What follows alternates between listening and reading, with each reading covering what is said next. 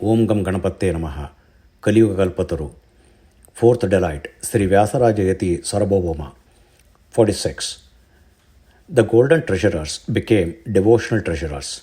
The noble lineage of the Shashi Kanvaya Swarana Bhandari, that is, golden treasurers family, was renowned for its profound contribution to knowledge, scriptures, music, literature, art, valor, generosity, morality, and exemplary virtues.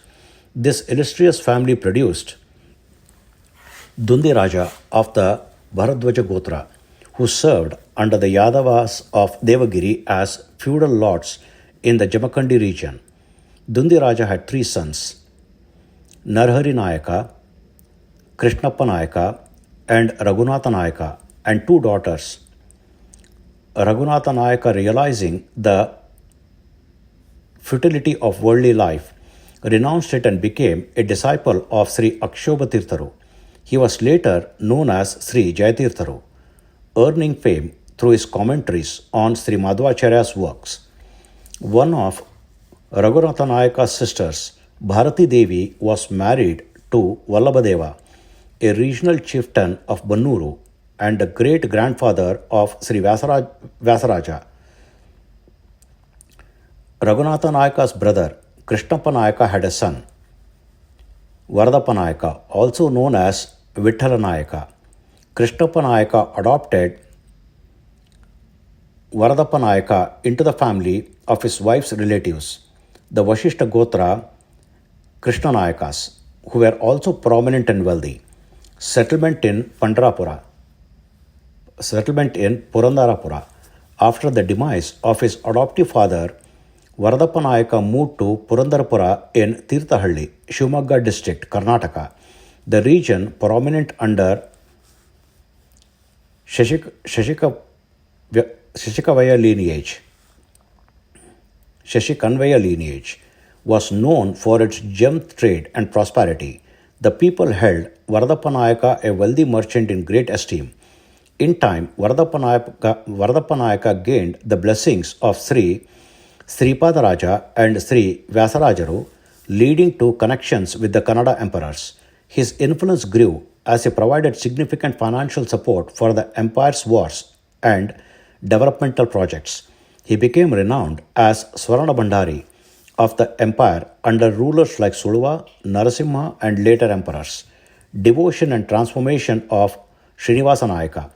Despite his wealth and fame, Varadappa Nayaka was troubled by the absence of a son.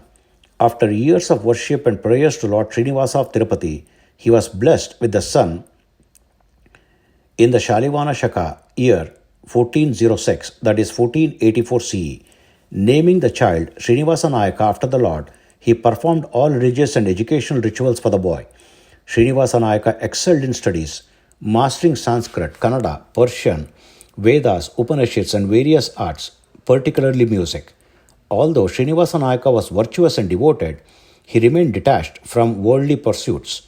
His natural inclination towards devotion led him to sing praises of the Lord with a melodious voice. Upon completing his education, he married Saraswati, a virtuous and musically gifted woman. A test of devotion. Varadappa Nayaka hoped his son would follow in his footsteps as a successful merchant.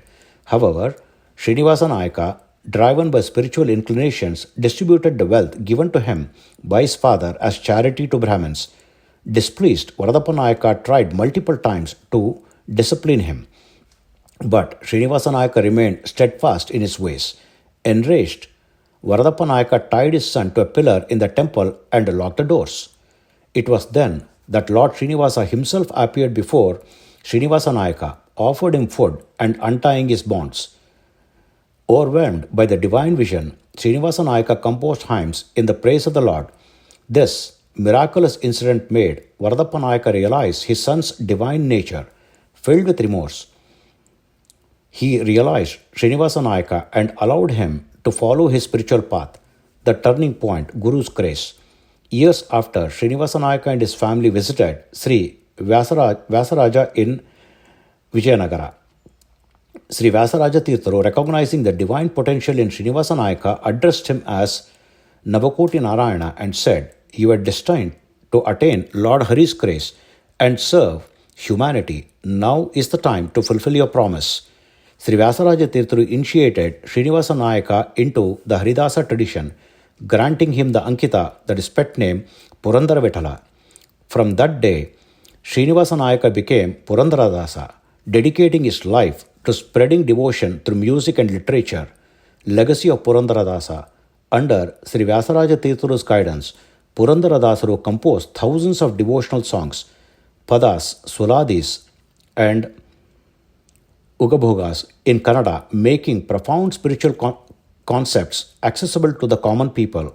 His works became a cornerstone of the Haridasa tradition and a treasure trove of Bhakti literature. The wealth he once amassed was redistributed as charity, and he embraced a life of simplicity and devotion. Purandara Dasaru's transformation from a wealthy family merchant to a saintly composer demonstrated the powers of divine grace and Guru's guidance. Revered as the father of Carnatic music, his contribution continued to inspire devotion and spiritual enlightenment to this day. Hari Om. Om Sri Krishnarpanamastu.